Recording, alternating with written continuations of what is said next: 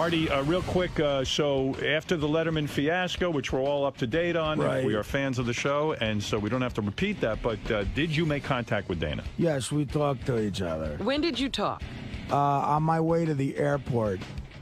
She accepted a call from you. Thursday afternoon. Well, no, she called me after I had called her a bunch of times. And what was her attitude? Was it that? Very bad. It was very a bad phone call. It was a very bad attitude. Did she hear any of the show where we explained? Some of it. Okay. And what did that help at all? It was bad. It deteriorated into her she was crying and she gets going. Because I kept saying, look, nothing was ever going to happen. It's a bit on the air. Because after it's funny, after I do a talk show like that, I always call her, and I was like, if you had never heard about it or never got that email, I would have called you right after Letterman to tell you how I did and to make sure you watch it and all that stuff like I always do. And I wouldn't have been out. It would have been, she goes, no, you got caught. You just got caught. She started crying. She was crying, and she couldn't stop saying, you just got caught. That's the difference. You just got caught. I want to defend you in this. What happened is Vinny, who sent the email, is not part of our show. He's a listener. Right. He took it seriously. He took it seriously and made all these arrangements. Meanwhile, Artie was going home, but he's never going to convince Dana. I tried. I'm backing you up on this one. Well, thank you. I mean, I tried everything like that, but she wouldn't stop crying. So, how long did the crying go on? Did you torture yourself by staying online and listening to every tear? Yes, because I was there was traffic going into the airport, of course. So at least it was something to listen to. Right. And my driver, this guy who drives me every once in a while, Bill, is listening to the whole thing, and great. He's like a classic like blue collar guy, you know. And after we hang up, he goes, I'm telling you, that's what happens when you fucking get married. That's the entire thing. That's what he said to me. Because he heard the torture. He goes, I'm telling you, Artie, you're fucked. So after the crying, and then you get on the plane to Vegas. I got on the plane, and Does it stay with you the whole time on the plane? It sucked. It's weird because this weekend, on some level, was arguably the best weekend of my life. Right. Now, Gary had a whole different... He was in Vegas with you. Yeah, I saw Gary. I mean, again, look, the whole thing of like, Friday night, Letterman aired, and I had taped it already, and I know you can relate to this. Like, I knew it went well. I was happy, and, the appearance was good. And, again, Howard called me. Again, I thank you. It's gay to say because we're such good friends now, but it really is a thrill when you call me like that, man. And, said he liked Letterman. My uncles and people called and said, oh, it was good. So, that was fun. And then that night I did stand-up. I made great amount of money doing stand-up. I'm in Vegas. The shows went good. I got paid money to just appear at a club that was wall-to-wall pussy. Oh, wow. By the way, did you, all right, so the Dana thing's over, right? I mean, it's not happening. No, I played it like, as soon as I landed in Vegas, I texted her and I said, look, here's all my info besides my cell phone, which obviously I can't get if I'm on stage. Here's my number. Here's my room number. Teddy's stuff. Just call me at any time. I want to just talk. And she never called. Then when I got to the airport to go home, I called her again. Didn't pick up the phone. And then last night, I briefly got her on the phone, and she said, just call me tomorrow or something. So the last big conversation we had was the crying. Right. So you're saying in Vegas, with all those chicks around... You were a good boy. Well, I mean, I don't believe that, but okay. That part I can't believe. The thing was, there was an appearance.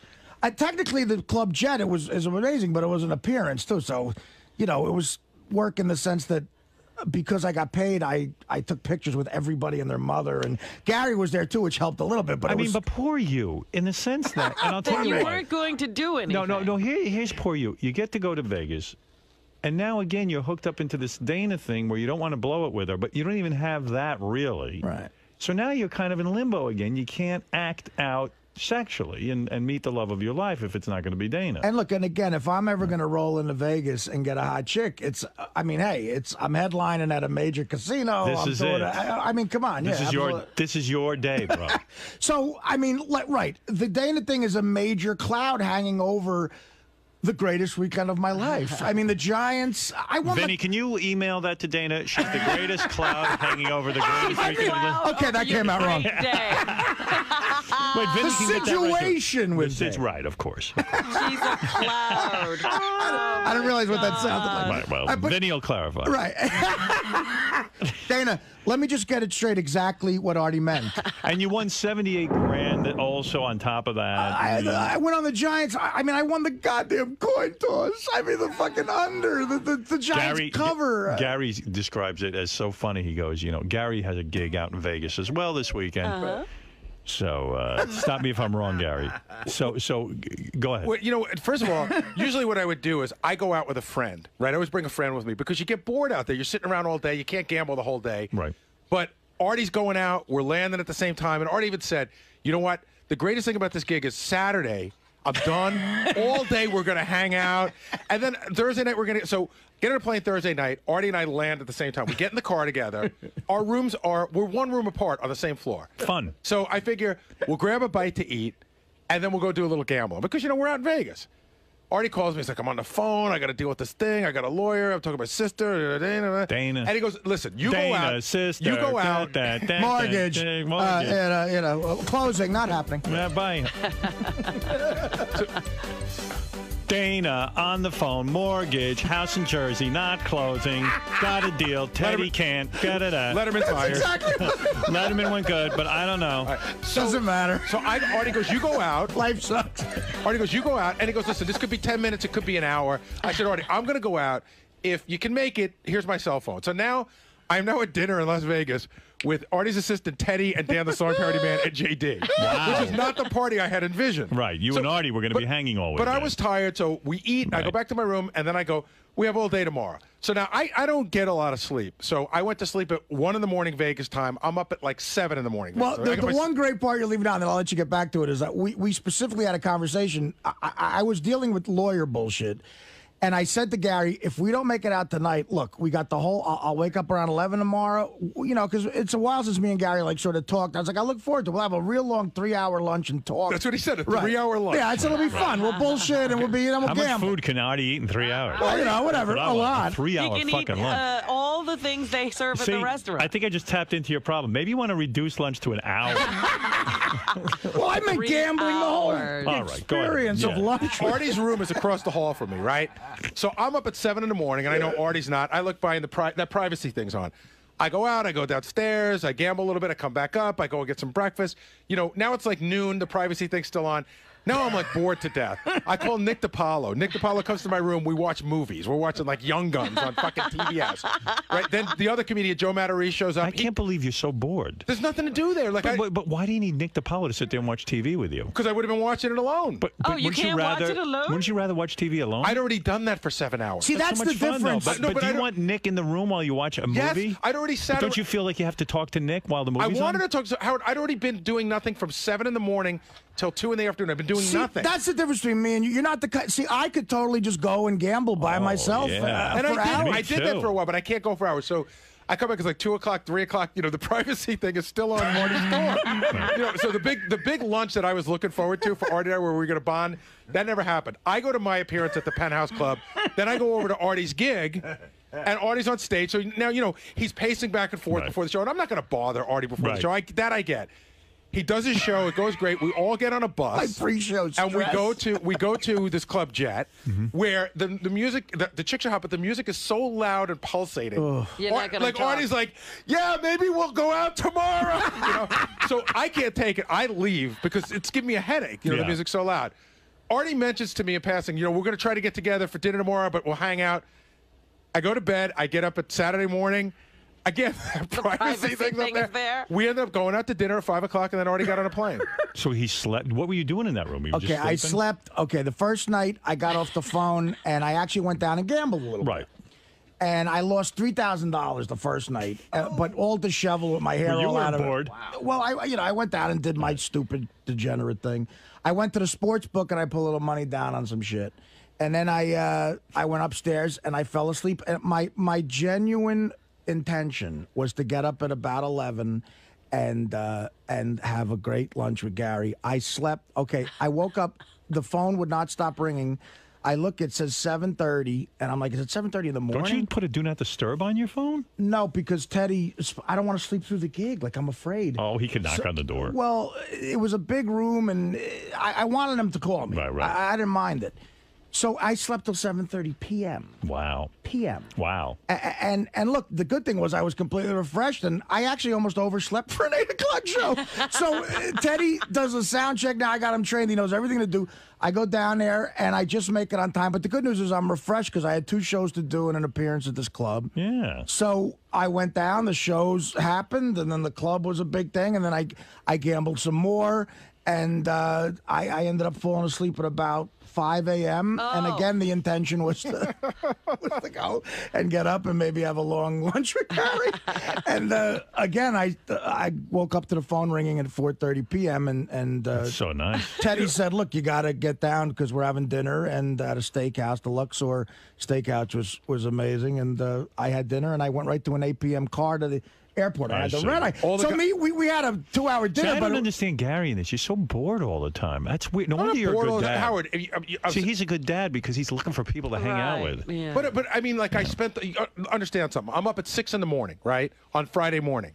So now 9 o'clock. I can't get back to sleep. I'd be outside. I'd go hang out outside. by What? the It was pool. freezing out. There was no pool. It was 40 degrees then I'd out. go gamble. Yeah, Vegas you lose a couple $100. You All want to right, take you come up to the room, watch some movies, eat a little lunch. The movies aren't that great. I'd already seen some good movies on. I mean, if you had a friend with you, what would you be doing with that friend? That friend would be in the room. We'd be bullshitting. I mean, you got to learn chess. Me and Gary have been trying to have lunch together for like years now and just talk. And I said, it's weird. Who wants to talk so much? We got to go to Las Vegas to actually have this lunch. You're in fucking Vegas. Who wants to talk? Right. So wait a second. So then Friday night, I end up out at my gig, and this guy Jeff Beecher books me. I'm at the Penthouse Club, and he sends. He has something going on with midgets. There's always midgets going on. He runs an Oompa Loompa show. Right. So he sends an Oompa and a Loompa. What's Oompa Loompa? From Willy Wonka. With the funny hair. Yeah, You never seen them? saw that, no. They wear suspenders and. So he sends an Oompa and a Loompa, and he sends Mini Trump. It's a midget in a suit with a Trump wig on, right? Yeah. So I would kill this guy. I don't know. I mean, I don't really know. Beach right here. He's a good guy. He's a great guy. He's a very Somebody nice picked guy. me up with 3 fucking midgets to annoy me. Why the midgets have to be in the car? No, I would kill myself. I went there by myself when it came time to leave because there were midgets booked at the appearance with me. I now get in the car. They're working. And it's funny because Beecher pulls over Mini Trump and he goes, I see him. It's so funny. He grabs him by the arm and he goes, the fuck are you doing? Because you can see the guy's drunk. He goes, I told you not to drink during the gig. And the guy goes, Mini Trump goes, I'm not drinking. He goes, there's fucking wine coming out of your eyes. And the one midget talks like a wigger, but he talks, he's got a really low voice, but he talks, yo, man, this is solid, man. Yo, you fresh.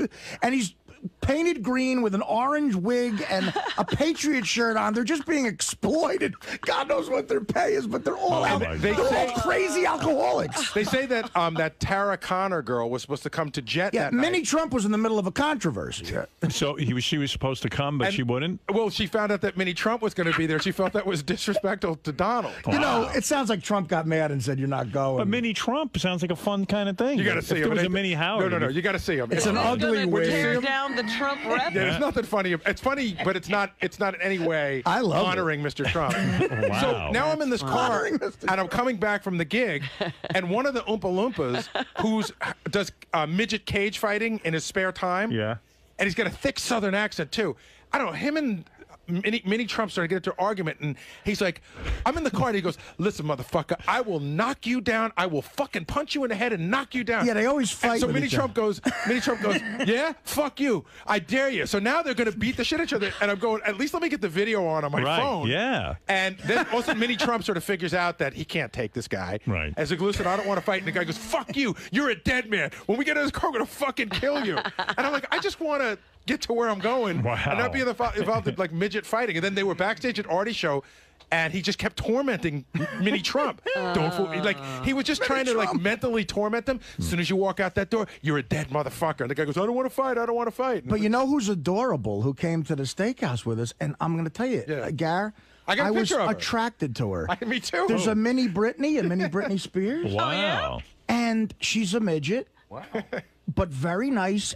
her face is really pretty. She was sitting there. I said, "Is that maybe?" I thought it was Beecher's girlfriend. I'm like, "Well, she looks a little short, but it looks like she's really got a pretty short. face." She's a midget. No, but even Howard, I have a picture of her. Are you saying you'd fuck a midget? Totally. I'm saying I'd fuck this chick. I'd fuck Minnie Britney. I have a picture of her. Hey guys, it's right behind where I keep Howard's mail. What's wrong with that? But you can't tell. That's how they're introduced, though. I mean, this is Minnie Britney. Yeah. You should buy her for your new house. In the picture, it's not so obvious that she's a little person. Really? Do you know what I mean? Let me see that. JD, would you fuck Minnie Britney Spears? Yes, I would have, actually. I would have fucked anything that last weekend. I don't know, but she's got the whole midget thing going. I didn't see the midget thing. I didn't see the picture.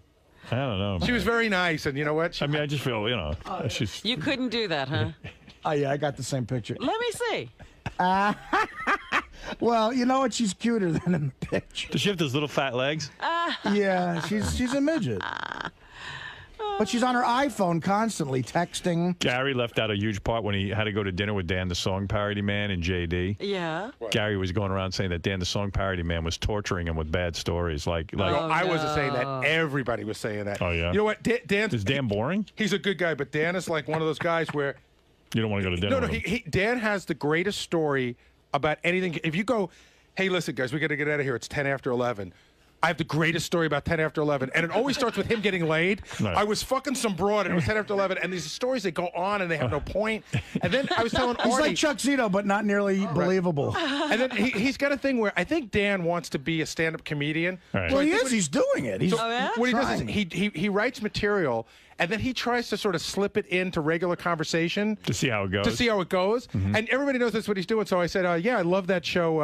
I love that show, Weeds. I think Weeds is a great show. And he goes, here's the deal. I can't watch a show if there's another show with the same name. I can never watch Weeds because there was a movie called Weeds. Like, if there were another Star Wars, I couldn't watch that. We all look at each other and go, alrighty then. The most annoying thing a young comic can do is do that. Like, clearly try shit out. Yeah, go ahead, Ralph. No offense, but I found it totally hilarious that Gary can't shut up for 2 minutes. Like, you can't sit and watch a movie. You got to have Nick come up. I know. It's weird. I was there for hours. But, Gary, who needs Nick to sit and watch TV with you? Well, we were going to go do something. No, what happened was Nick and I hooked up. We were going to go do something. You're in Vegas. Shopping. Go shopping where? Do you see what those they're fucking shit malls. I'm not for shopping. It's either Cartier or, like, fucking sequin dresses. See, what I don't understand is, I'm like, why not gamble? That's my mentality, though. I did. I finished a Billy Crystal book in 2 hours. Oh, my God. 700 Sundays. Done. God. Read all my magazines, watched I don't even understand the word boredom. Watch Mr. When you Brooks. say you were bored, I don't get it. Vegas is about the last place you could be bored, I think. Well, you can be if you can't go down to the pool and go you get don't a massage, work out. Okay, great, perfect example. Yeah, work Tried out. to get a massage. Right, they were all booked up. Tried to go to the Art of Shaving in the mall. I figure, all right, I'll get a shave. What the fuck?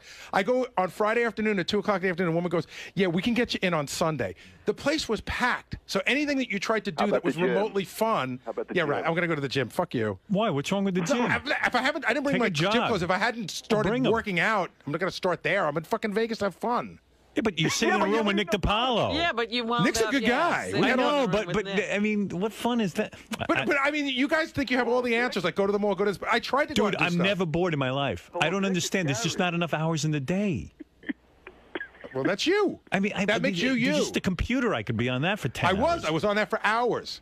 Answered all my emails, looked at stuff on the web. But then you still had hours to kill? I did. Oh, my God. Can't you just go down and play blackjack? I love that you guys think this is so funny. Ralph, you should live in boredom. You don't do anything. But he's not bored. I'm not bored. I know, because he has no goals. How can you be bored when you have nowhere to be? Write a book. What was your goal? I mean, what's goals? That's silly. I don't know. I don't understand being bored. It's beyond. My it's a mother retarded conversation. I would go in my room for hours and just think, and it would excite me. You know what the thing? And here's the thing, and Gary, I mean this as a compliment. You're not a Vegas guy in the sense you're not a gambler. You know what I mean? It's like you're married now. What are you going to do? I mean, Vegas. Artie's saying you're no fun. No. I'm saying he's not going to go. I'm in a relationship. He's not going to go get a whore. Okay, so we're not going the whore route. But I could go to Vegas by myself and never be be bored. Instead of calling a horse, first of all, I bring my laptop with me. You know, I love chess, so if I ever have a down moment, I read chess books. Or, get a hobby. Do you have any interests? Of course I have interests. I read like crazy. I love to watch movies. Read. Bring a ton of books. There were no bookstores. He couldn't get another book. First time, your kids aren't around, Mary's not around, you got hours to yourself.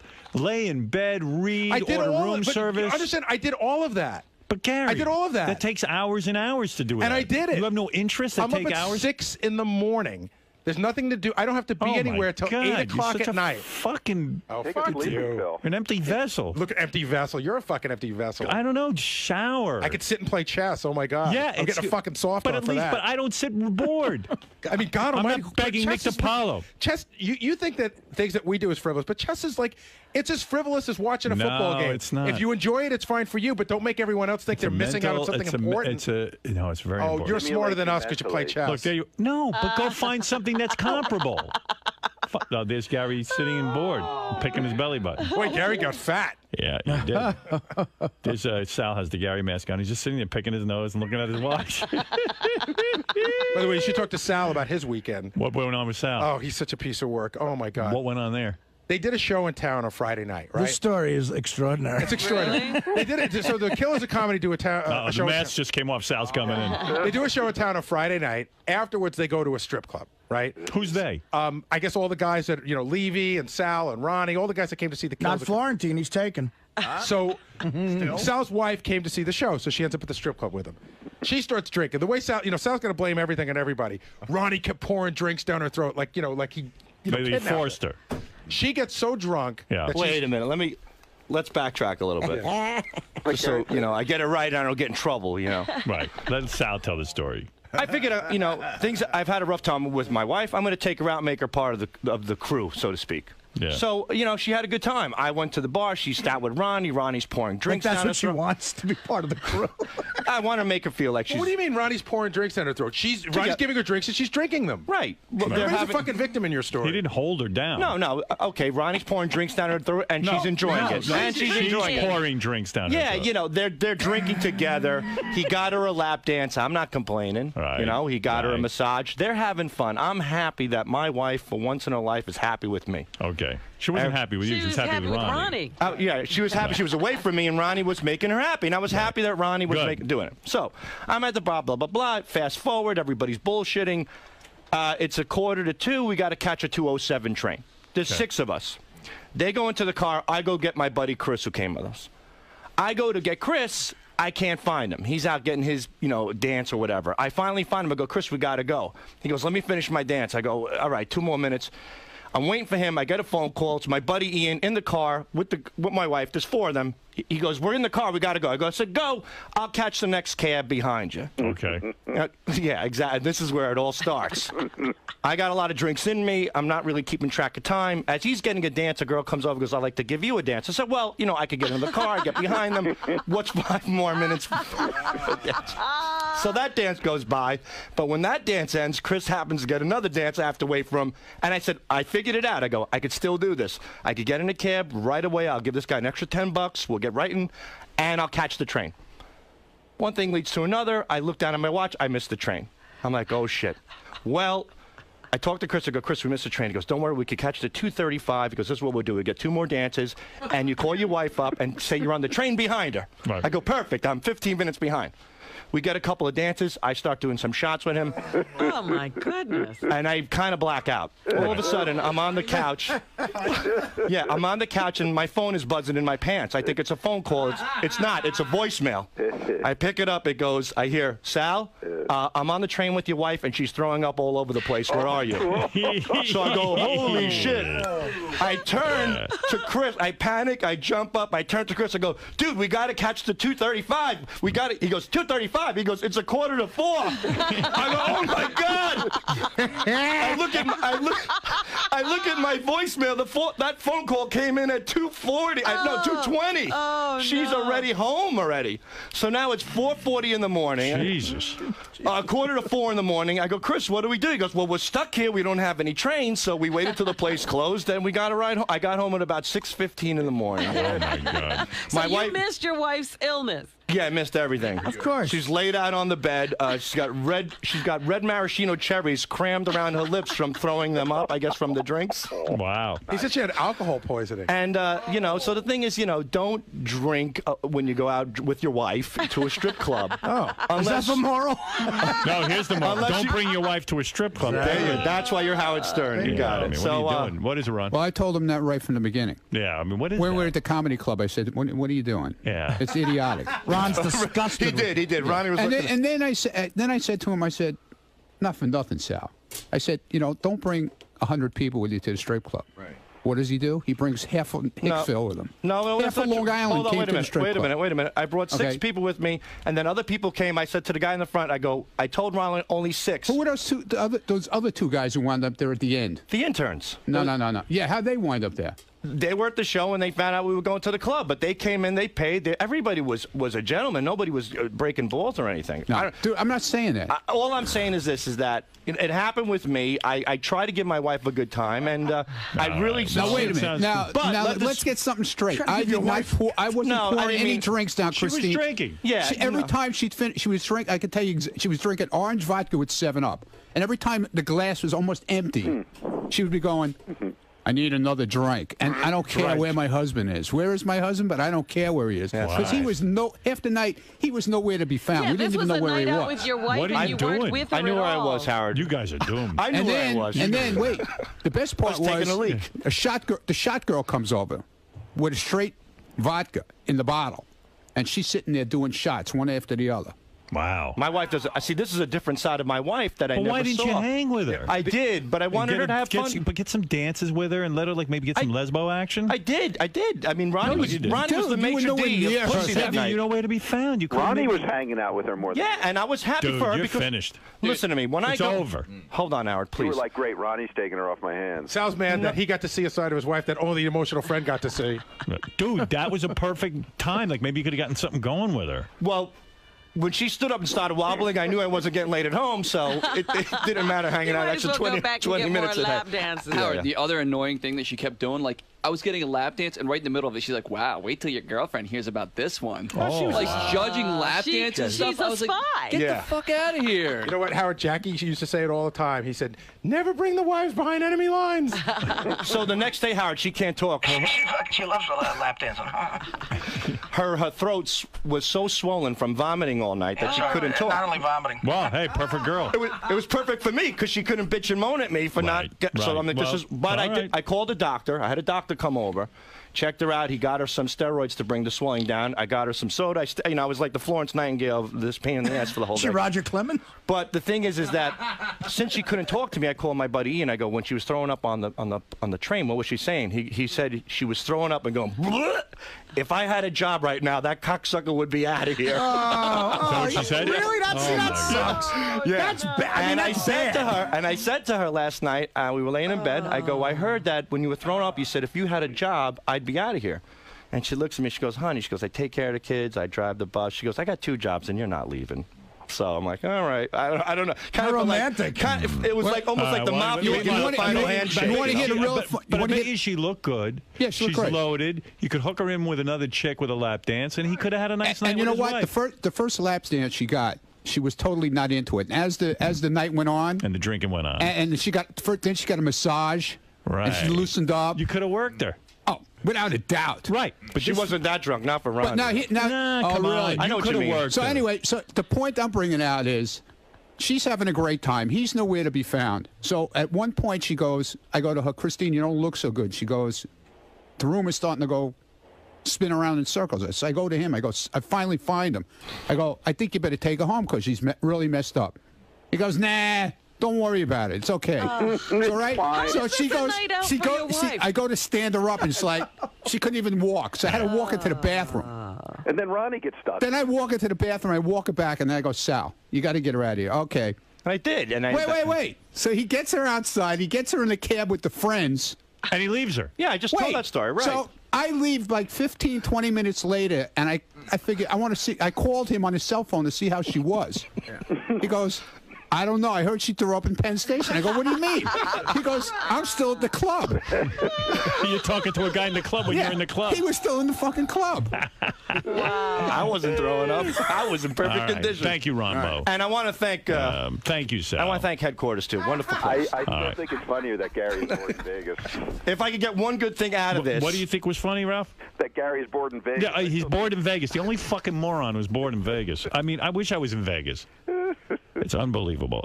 Gary's unbelievable. I'm bored, Wolf. I can't think of a thing to do in Vegas. What do I do now? It's like the entertainment capital of the world. I sat in my room. I mean, and by the way, the guy's always busy with his kids and his wife. He finally had time to himself. Hold on. If you're going to talk, let me get a fucking word in. No, fuck you. Ralph's such a legend. Look, what is there to do at 11 in the morning in the entertainment capital of the world? What's there to do? You know what, Gary? Let Ralph answer. He's a fucking authority. All right, you could do 9 million things. You could go shopping. You could go to... You can't go shopping there. Gary, his passion is shopping. His passion is working out. You are passionless. He doesn't shop in Vegas. I always told that about you. He shop without your credit card. They have some of the best shopping in the world. Again, they got every store there. Every store you go... I've never seen a store. But Gary, that's his passion. Artie's passion is gambling.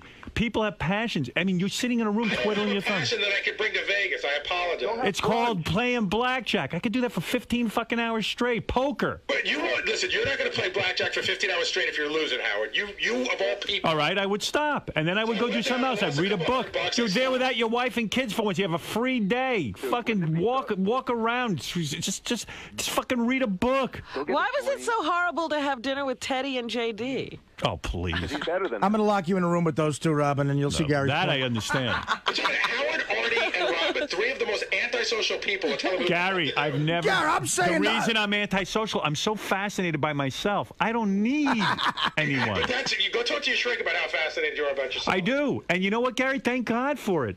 My mother would say I would be in my room for a day. They wouldn't even see me. I sat there by myself. I loved it. I was the same way. I could announce a whole baseball game in my head where I was the hero.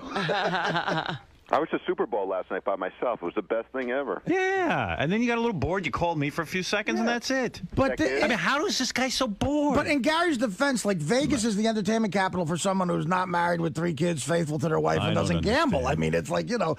Plus, it's not hot there right now. It's freezing. If he's bored, he could spend at least a few hours brushing those teeth. I don't know. All right, hey, there's no winning. There's no winning. By the way, this weekend I was this close to Peter Dinklage. Oh yeah. That's that actor, the little person actor. You were with a classy midget. Station. And you're attracted to him. Yeah. And then they told me I was in the wrong aisle, that I needed to go another aisle over, so I never got to speak to him. You didn't say, hey, I'm attracted to you even though you're a midget? No, and he was alone. See, that's how I know you're more sophisticated than I am. Like, somehow you were with Peter Dinklage. I was with Minnie Trump. Hey, real quick, I just want to get to this because there's a bunch of things to get to. Benji also was... by the way, and Jim Florentine and you, did you work it out? Remember his... If you remember on our last show before the break, Jim had on his webpage... It wasn't on his webpage. It was on some college message board or something. It was an ad that had been put there by his agency. It was... So, in other words, you two are still tight? We're fine. Did you watch the Super Bowl with him? Yes, I did. Oh, you did? Oh. That's big. That's big. That's big? Where, at his place? No. Your place? No. Where?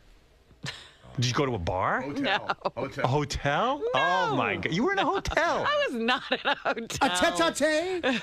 You know what, Howard? Like, did you guys make it fun for this? Like, what were you doing, like, during Super Bowl? Like, we were at his brother's house.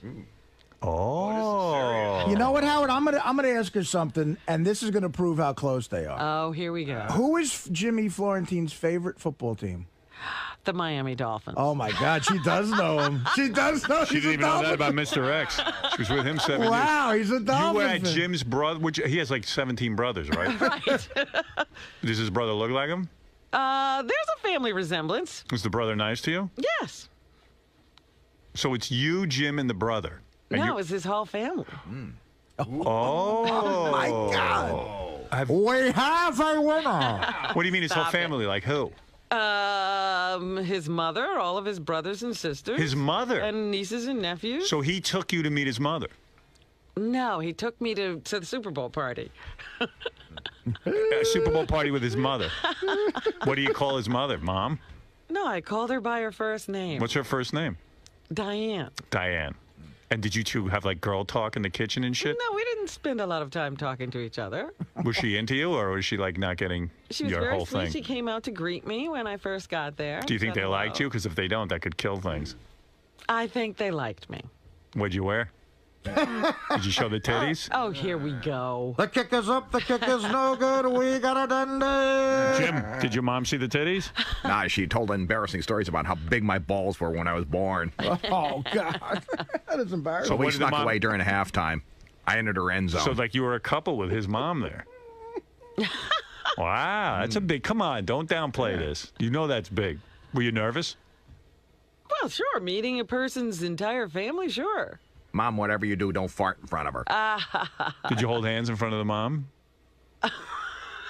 What? Did you hold hands in front of the mom? That's a yes. No, we didn't hold hands in front of his mom. Why not? But I felt her up in front of my brother. Did you kiss him in front of the mom? I don't go around kissing people in front of Did he have his arm around you during the game? We held hands during the game. Oh. And she was wearing a skirt. What? She was wearing a skirt. I guarantee Florentina's never held hands with a broad through the Super Bowl.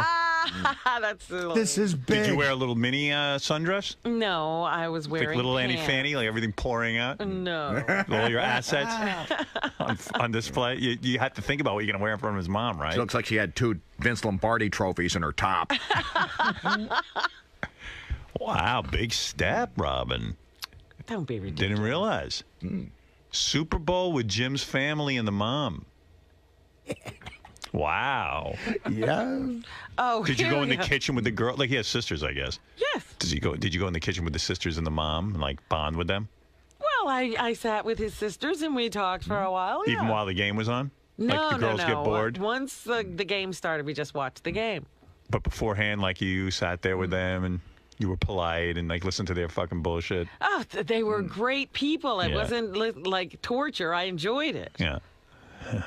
What is that? I mean, this is serious. Yeah, I didn't know we were up to this. This is really escalating. I was like, this must be serious. Nigga had me voting and shit. What do you make of that? I think this is a wonderful little romance. Would you put 78,000 on that whole thing working? No. Look at this with the families. There's great families. There's great love in the air. The whole mishpucha. The whole mishpucha. Yeah, that Italian term, mishpucha. Wow. It was a Super Bowl party. It was a super love party. That's amazing. I got to ask Robert a question, and this isn't about you and Jimmy at all. It's a favor. Oh. We're doing a bit on the show, and I need one more couple. Would you guys play the Newlywed Game against George Takei? No, George Takei and Brad. No, they've been together 5,000 years. Give it a shot. And Blue Iris and her husband. Would you play an Evil Dave and his girlfriend? Would Me you and Dana did good after only a few months together. That's when you know shit about each other. Robin, don't be afraid. Do it. Don't be afraid. Doing that. Wow. I guess you just don't care about the show. Oh, that's how you were raised. Wow. The mother. I mean, that's it. You're meeting you know. Wow. He brought you home to the mother. This is serious. It was I think proposal's going to be happening soon. You kidding? Please. We're moving fast track here. This shit is serious. You're not kidding. You know, I'm like, damn, it looks like they're hiring up on that motherfucker. You keep carrying on like just because you're doing it, everybody has to do it. Wow, you do whatever you want.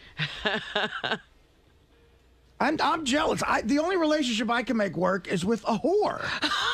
Honestly, that's the best I've had. Is this woman that So marry her. I may do it. Valentine's Day proposal out of the question? Wow. Yes. That would be fast. You mean me and the whore? No. Jimmy and maybe Robin. you and Artie. Mary Ann from Brooklyn, go ahead. Robin, when I see Jim smile, Robin, I cannot believe it. You know what I got to ask you, Robin? What?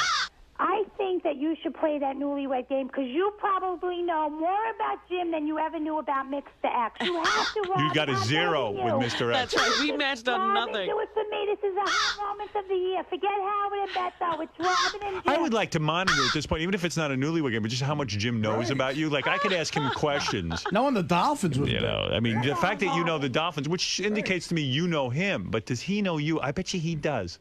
We got to find out. How many weeks you been going out with him? How many months? 6. 6 months? It has been 6 months? Is it really 6 months? I think it was August, Robin. August, September, October, November, December, yeah, August. All right. 6 months. Marion from Brooklyn's Advent calendar. Does he know you well enough to get 10% or 20% of the questions right? You have to. I don't know. Well, you're a betting woman. Come on. He knows. All right, Gary, book the Jim Florentine game. I want to see what he knows. Does he know you well enough to get 10 or 20% of your net worth? Do you two have like a secret anniversary date? Like, you know, like when you officially really started going out, like something like gay like that? Do you have that? Yeah. Oh, my God. What is your date? I'm not telling you. Oh, come on. What's your anniversary? What is your anniversary? It's a secret. Why, Robin? Do you think we'd make fun of it or something? We would have made fun of that. Wow. The mother. Mother. Does he Super look serious on Super Bowl Sunday. super Robin. serious? I'm dying, Robin. Is this the first time you met his mother? Yeah. How about brothers, sisters? Have you met them before? I met one brother before. 6 months in and already meeting the parents? This is serious. This is serious. It is. Let's be honest. I'll be honest. You ain't bringing, you know, just anyone home to that party. Absolutely not. Absolutely not. And this girl's Well, presentable. I'm acceptable. I can That's what I said. in, This in a room. girl's presentable. I said. Right. So You ain't no Condoleezza. Doesn't mean anything. I'm good to take home. She can't lie to my supervisor. He ain't sick. He's drunk. Give me the phone, bitch. well, Robin, good for you. Good for me. And you would say it went well. Any awkward moments? No. And you think they liked you? I like them. Do you think they were disturbed by the fact that you are an interracial couple? No. You don't think it was an issue? No. You don't think there was talk afterwards? No. Oy vey, a Schwarze? Nothing like that.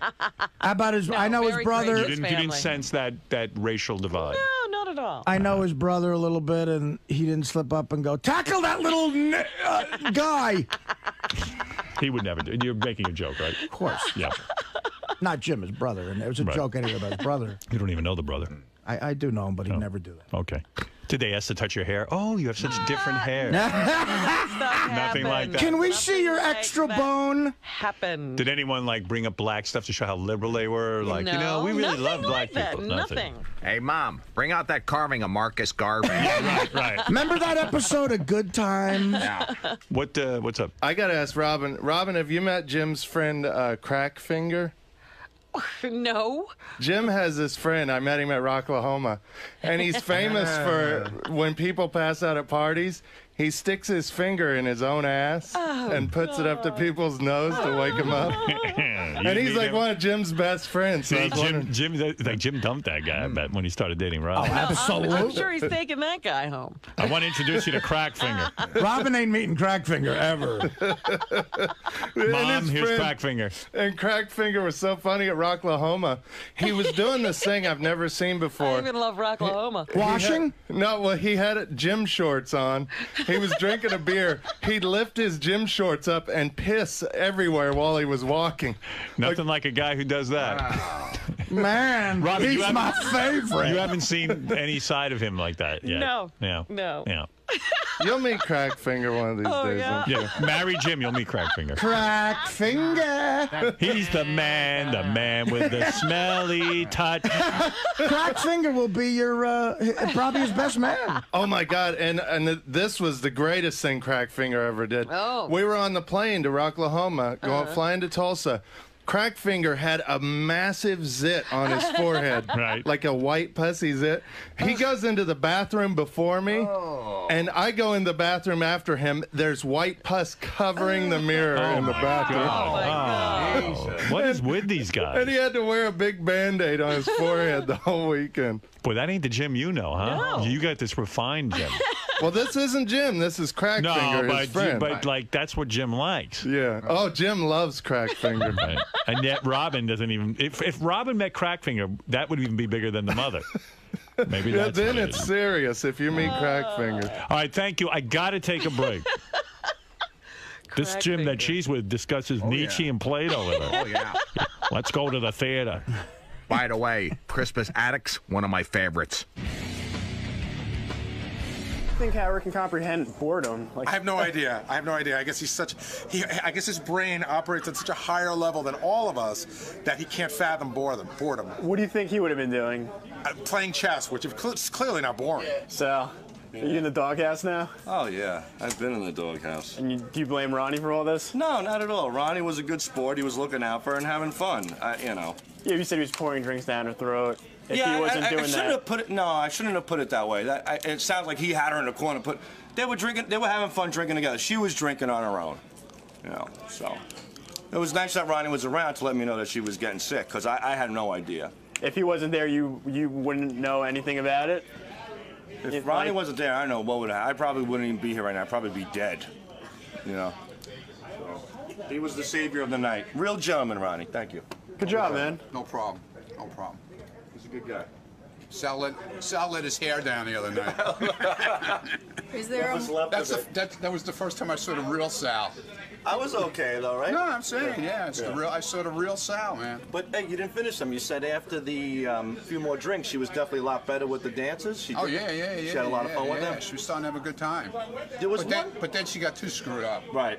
But there was one point you said that the dancer tried to suck her nipple and she stopped her, or she let her? That was the first dance. Oh, okay. She wouldn't let it go down. No. Right. Because everyone was saying, your wife almost got her nipples sucked. Like you know, it was like the second coming of Christ that Christine almost got her nipple. Did it come out?